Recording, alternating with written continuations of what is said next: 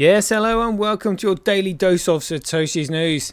Today's date is Easter Sunday, the 20th of April 2025. The year BSV comes alive. Let's see what we got today. So we've got this interesting article here by News BTC saying GregCoin in peril. Experts warn of China's alleged scheme to crash GregCoin to $40,000. We'll see what's going on there. BSV Association says, is the UK government's proposal to allow AI to train on copyrighted material a threat to the creative industry? Yeah, too right it is.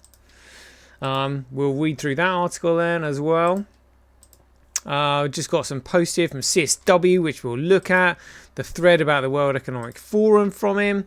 We'll laugh about Hector Lopez's post about waiting for a BTC transaction to be confirmed so they can withdraw some cash and pay with filthy fiat for their restaurant where that has the GregCoin ATM machine in it.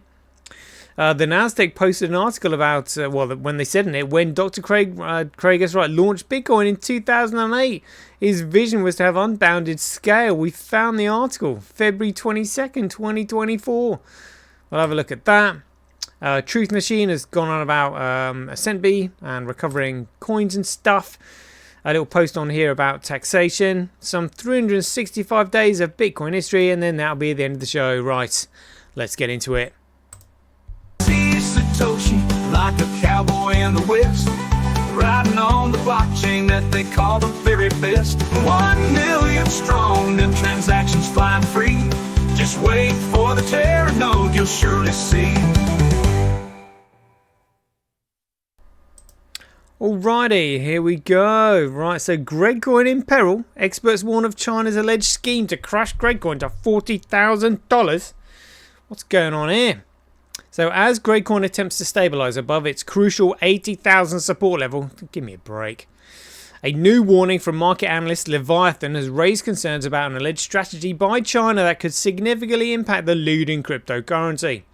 China's secret GregCoin strategy. In a recent post on X, formerly Twitter, Leviathan claimed that China's plans to sell off its GregCoin holdings, potentially driving the price down to $40,000. According to the analyst, this move is just the beginning of a broader scheme.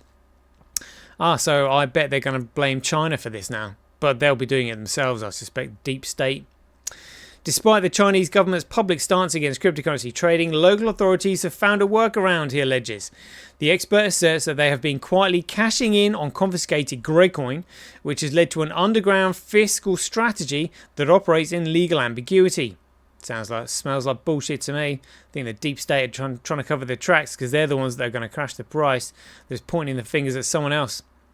Currently, Chinese authorities are reported to hold approximately 194,000 GregCoin, making them the second largest government holder of GregCoin, but just behind the United States.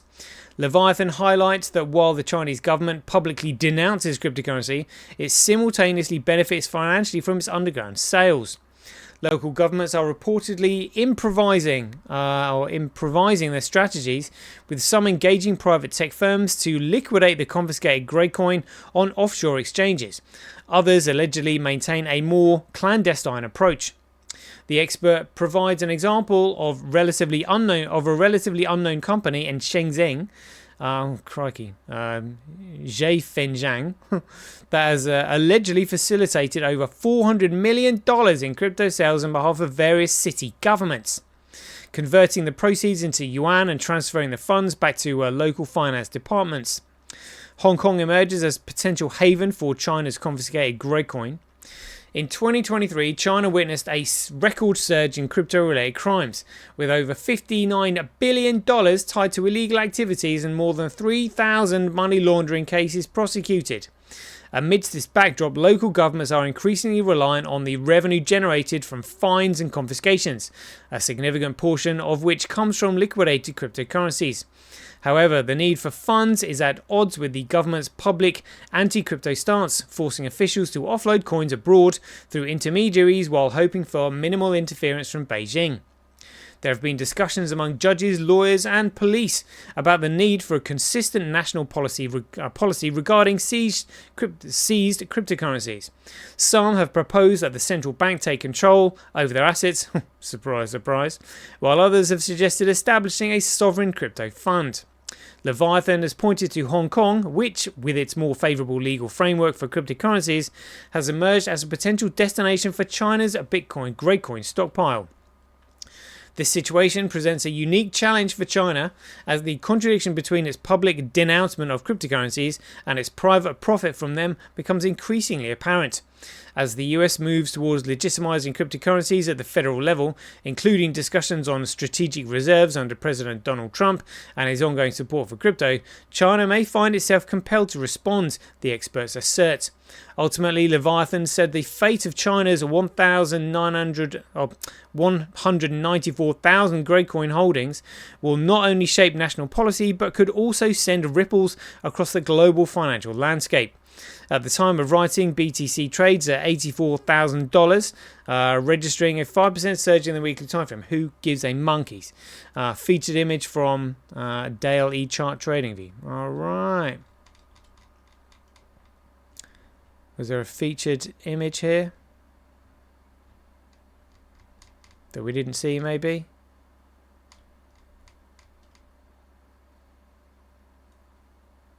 Doesn't look like it. All right, but there we go. There we go. GregCoin in Peril. That, I think, is what you might call predictive programming, you know, trying to ready the market. Oh, yeah, well, China did it. It wasn't us. So, a BSV Association post here that said, is the UK government's proposal to allow AI to train on copyrighted materials a threat to the creative industry? Yeah. Find out in this insightful article by, I'm not going to pronounce that name, Managing Director of BSV Association for the A1 Journal 1, or the AI Journal 1, and discover how blockchain and AI can work together to redefine copyright protection, ensuring transparency and fair compensation for creators. Alright then, let's have a look then. The AI Journal. If AI is a copyright problem, blockchain is the solution. This is Asger Oskarsson, Managing Director at BSV Association. The UK government is exploring a drastic change in law that would allow artificial intelligence companies to use copyrighted material to train large language models, unless the copyright holder opts out. The proposal is ostensibly the government's answer to building tension between the desire not to fetter lucrative AI innovation on the one hand and the rights of copyright holders on the other.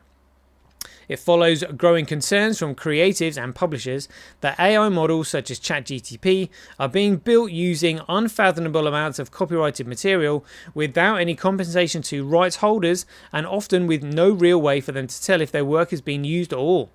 Indeed, a group of creative giants, including Kate Bush, Stephen Fry, Dua Lipa, responded to the proposals with an open letter to media saying that the proposed changes would allow big tech to raid their creative sectors. Musicians, including The Clash, Yusuf Islam, and Tori Amos, also collectively released an album of silent recordings of empty studios with a track list which spells out the British government must not legalise music theft to benefit AI companies. The concerns are understandable and highlight the risk of letting a burgeoning tech industry grow by chipping away at another older yet still highly lucrative one. In 2021, before the current AI wave had fully gotten underway, UN Trade and Development predicted that the creative economy would reach 10% of global GDP by 2030. In the UK alone, creative industries reportedly generated £126 million in gross value added to the economy and provided 2.4 million jobs in 2022. These industries depend on the certainty of copyrighted protection to function. Care needs to be taken to protect them, industries and the artists working in them. The role of blockchain in copyright protection, however, to hyper-focus on worst-case scenarios of AI risks missing the bigger, more exciting picture that AI is just one tool among a groundswell of nascent disruptive technologies to have entered the mainstream over the past decade, such as blockchain, which can both bring out the best in AI and mitigate the worst. Faced with the unsatisfactory status quo, artists may have as such to gain from the technology disruption as anybody. This is especially true of the copyright infringement question, and in particular blockchain's ability to answer it. Blockchain's applications stretch far beyond being the foundation for digital currencies like Bitcoin. It is a distributed, tamper-proof database which does not need to be centrally controlled by any one party. Some blockchains even allow for smart contracts, self-executing bits of code which can kick off a certain action based on set preconditions, such as automatically paying out fractional royalty payments whenever copyrighted material is accessed. This transparency, along with verifiable data, is blockchain's central value proposition and makes it a natural answer to AI's looming copyright question. After all, a lack of transparency has fueled artists' critiques of the incumbent royalty system for decades and is a large part of what is animating the current pushback against AI. Verifiable data on blockchain helps solve the issue of proof of ownership. Currently, artists have no easy way to tell how much of their work has been used in the training of an AI model, if it's been used at all, which is likely to feel particularly urgent for artists who have long struggled to get properly paid for their work in the digital age. Among the various intermediaries between artists and consumers, it's difficult for artists to understand whether they are being compensated appropriately, a problem made even more difficult in the age of streaming. As a shared tamper-proof ledger, a blockchain can keep a record of all copyrighted holdings and royalty agreements that is as accessible to artists as it is to record labels, as it is to AI companies seeking to use copyrighted material. In fact, blockchain and smart contracts could mean that the intermediaries are no longer required at all. Entirely decentralized blockchain-based streaming platforms have emerged, which allow creators to upload their music and be paid directly by fans for each stream or purchase. Where previously they might have been a music labeled or distributor mediating the relationship between artist and consumer, now there need only be a series of smart contracts ensuring that the artists get paid each time their copyright material is accessed. This keeps control of an artist's product, with the artist rather than losing it to the ether or streaming services and having it mysteriously end up as part of an AI model's output. Under this model, an artist could directly license their copyrighted library to an AI development company for training based on a monthly fee paid directly to the artist. A smart contract could be agreed upon, whereby if the AI developer fails to pay its license fee on time or otherwise abuses the license can be automatically revoked and recorded on the blockchain without needing to go to court or rely on a label to go to court for you. That's to say nothing of what AI can do for royalty tracking all by itself. AI excels at pattern recognition, meaning it can recognize and record a piece of music no matter where it's played, is copyrighted, and who the copyright belongs to. Before AI, even well-resourced copyright holders had very little practical oversight over how their music is being used and where. Now an appropriately trained AI can sweep through millions of TikToks or Instagram Reels and immediately detect if copyrighted content is being used. The future of AI and copyright. Even better, AI's capabilities are such that it could detect if copyrighted material had been used, even where steps have been taken to conceal it.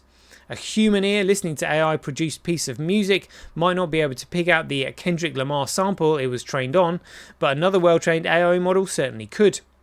It then only needs to be checked against a database of copyrighted material to determine how its creator has decided it can be used and if any infringement has taken place. Leverage this with the already mentioned capabilities of blockchain, and we have the foundations for a system of copyright management that offers far more robust protections for holders than has ever existed before. The concerns around AI-powered copyright infringement should be taken seriously, and it will take time and effort to ensure that this new way of doing business works for artists and consumers alike. But artists should view technology such as AI and blockchain as tools at their disposal rather than threats to be insulated from. Yeah. All right. Cracking article, that one. Very good. Very insightful. All right, so let's have a look at some of these posts from CSW. This looks like a poet here. It said, you will be irrelevant and be happy. I wonder where that comes from. You will have no say and be happy to parrot. You will chew bugs, wear grey and call it virtue. You will praise your betters, though they've never built a thing, and you'll thank them for their scraps they let fall. You will lease your thoughts from those who never had one. You will stream your life from a rented cloud, curated by bureaucrats with soft hands and no claws. You will never sweat, never labour, never climb, and be told you've ascended. You will not own your home, your data, your words, your spine, and yet you will be told you are free. You'll be governed by unelected monks in Davos robes who sip wine from glasses you'll never afford, while the right policies of the weight of your bread and length of your showers. And you will stand still and the world is rearranged for you, and you will be expected to clap. You'll be sedated, succumbed and optimized, and then handed a badge, compliant citizen, the highest honour of a new feudal age, and you will be managed, you will be measured, you'll be happy, but not loud.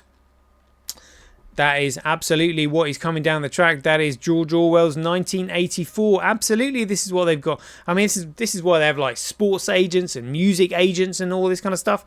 They literally manage everyone, and it's all the same, it's all the same group.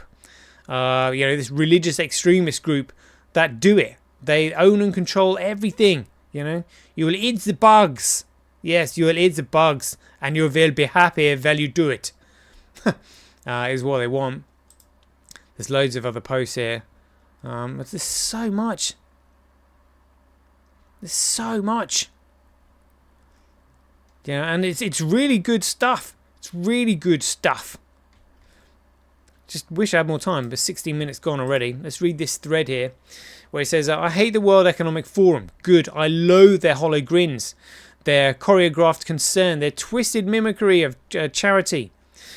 These are not builders. These are planners, curators of stagnation, managing decline with clipboards and applause. Yep, that's exactly what they're doing, managing decline. They speak of equity while measuring men like cattle. They speak of sustainability, but only as a method of control. Every phrase they utter is a euphemism for ownership, your ownership, taken from you and redistributed to them. I detest every conference badge, every round table, every pompous pamphlet that mistakes coercion for order. I do not hide my contempt. I wear it as plainly as they wear their slogans, and yet Bitcoin is for them too. That is the paradox and the power. I do not need to gatekeep it. I do not want to. Bitcoin does not demand that I approve its users. It requires only that they play by its rules. It doesn't yield to ideology. It does not care for intentions. It is a protocol, a contract, a discipline of truth, blind, indifferent, incorruptible. The WF cannot co-opt it. They cannot twist it into yet another lever of influence. They can use it, that's all. Let them. Let them transact, let them build on top, let them enter a system they cannot command, a record they cannot edit, yeah, exactly, a network they cannot own.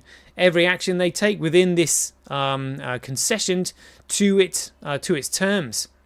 And that is the beauty. Their involvement is submission, not the kind they understand, not theatrical bows before authority, but real submission to mathematics, to order, to rules that do not bend for influence or wealth or power. Yeah, because it's a locked protocol and it's commoditized. They may hate that. I hope they do. But they will still use it because Bitcoin is not theirs. It's not mine. It belongs to no one and functions for everyone. That includes every people who would rewrite the laws of the world if only they could hold the pen. They cannot.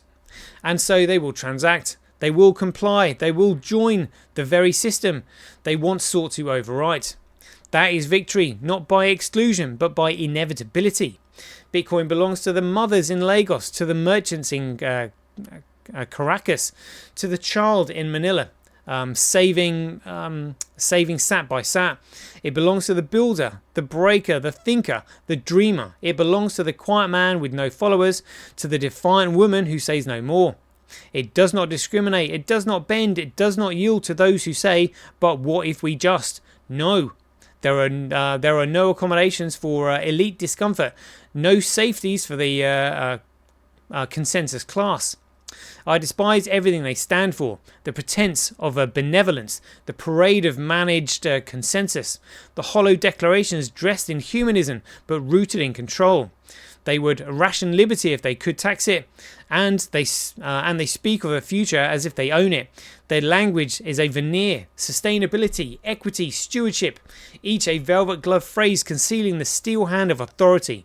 I do not trust them, I do not admire them, and I do not for a moment mistake their intentions for good.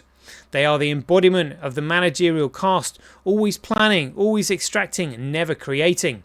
But I do not need to like them, I do not need to agree with them, because if I loathe what they represent, they are free to use Bitcoin, and that is the point. Bitcoin is not a club. It is not a movement that demands allegiances. It is not a tool for exclusion. It does not care who you are or what you believe. The man who bends the knee and the man who stands alone in a crowd, both are free to use it. It is, by its nature, disinterested. It does not profile, restrict, or reform. It simply records. It is a ledger that does not flinch. That the very people I find repugnant may choose to use Bitcoin does not stain it.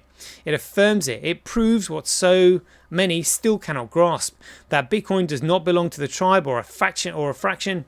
It is not the property of its advocates.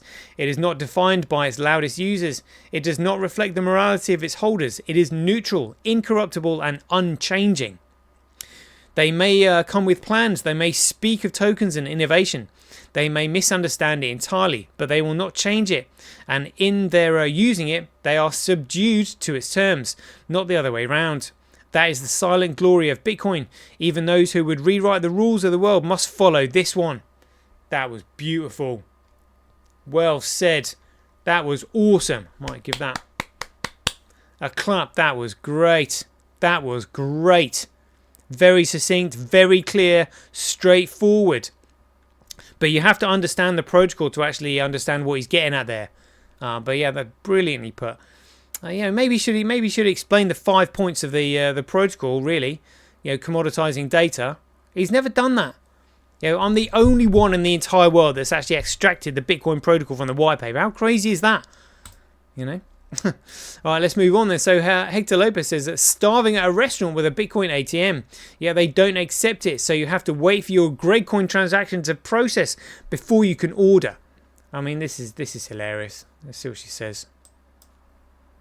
Chain here. Here's all the transactions that are happening on the blockchain. Here is where my transaction that I just did is. As soon as this block passes on to being purple, that's when I can get my physical cash out from this machine and enjoy some breakfast here in my chain here.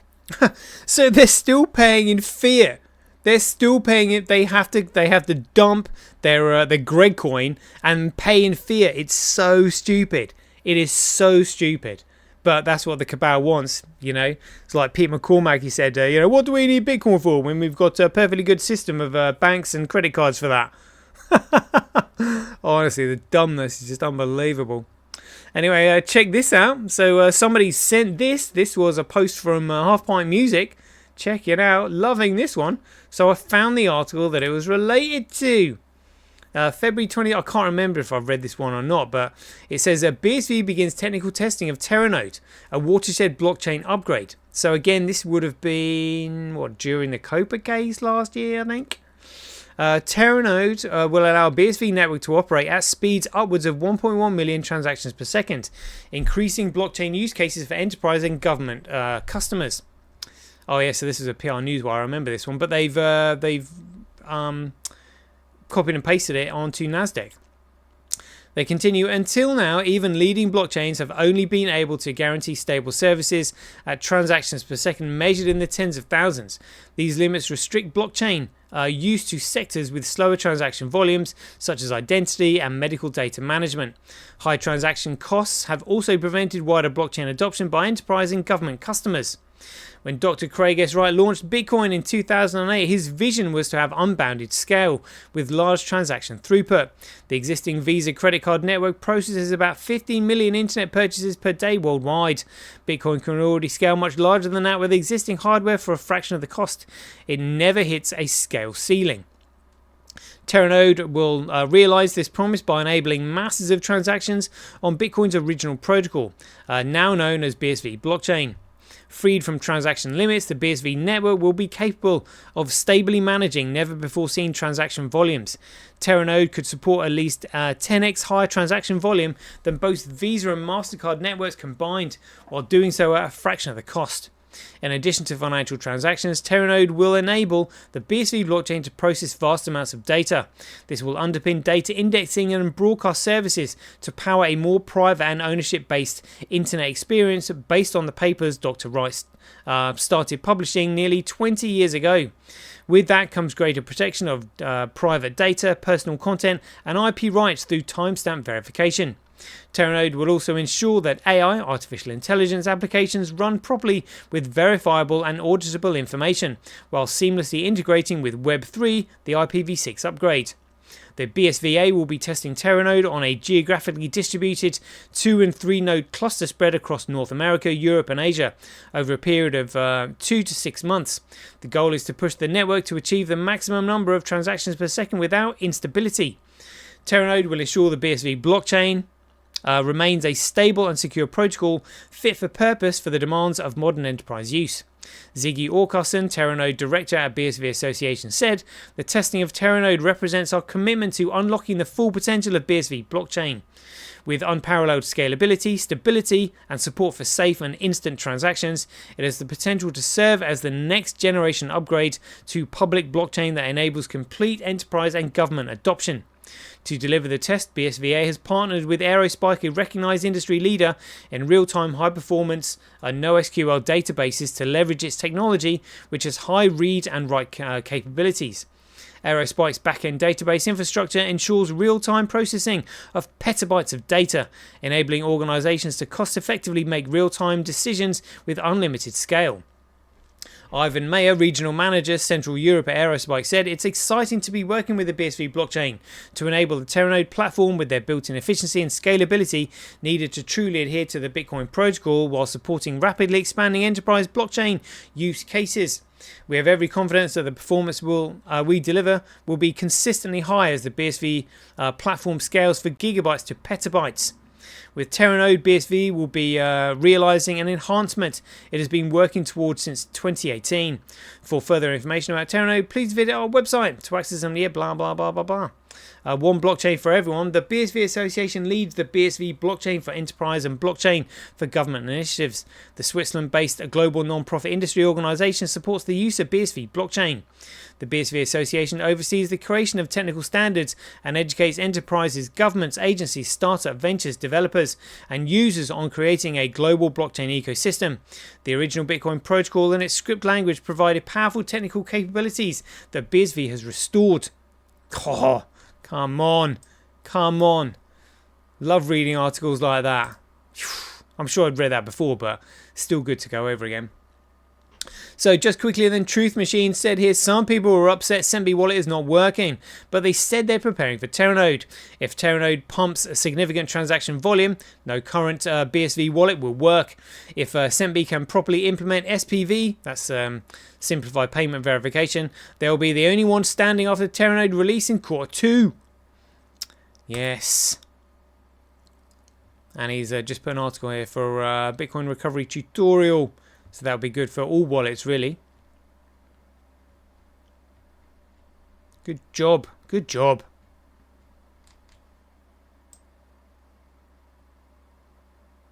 Nice one. Nice one. Brilliant stuff there, Truth Machine. Loving that. Right, so ANCAP S said here, all taxation, including tariffs, are theft, extortion and slavery. Well, yeah, because they're forcing us to pay all this. Nobody wants to pay tax. The only time they have a right to ask for tax is when there's war. But this lot just simply start war, so they can collect it. But it's like, yeah, look. And so I've posted here. Listen, this is a very simple concept. If it's not voluntary, it's tyranny. Absolutely is. Simple as that. Simple as that. Right, 365 days of Bitcoin history. On the 20th of April 2017, a televised news report from CNBC India on the 20th of April reveals that the Indian government is leaning towards granting legality to Bitcoin. I remember this. Like a televised news report from CNBC India on the 20th of April reveals that the Indian government is leaning towards granting legality to Bitcoin and virtual currencies in the country amid regulations with taxes to be levied on adopters. Last week, the Indian government established an interdisciplinary committee to examine the framework for virtual currencies in the country. The committee was installed by the Minister of Finance, the country's financial regulator, citing concern with the growing adoption of cryptocurrency in India. According to today's CNBC report, that committee has heard discussions about the legality of Bitcoin and virtual currencies in India. The report also suggests that the committee is veering towards legislation of the cryptocurrency in India. Yeah, I remember that one. Again, but I mean, this was 2017. Oh no, they said that was 2021. Or that article. Oh, updated. So they initially released that in 2017. Yeah, it was when the first worldwide bull run started. That was quite exciting. So there we go. It's a 30-minute show. Hope you enjoyed it. So as ever, if you enjoy these updates, please ding your donations for your appreciation to either Satoshi at Senbit.com, Handcash.io, Rockwallet.me, Simply.cash, Relaser.com, or Senti.ch. We'll leave it there. Hope you enjoyed it. As ever, be aware, take care, stay safe out there, and we'll see you in the next one. The king still has one more move.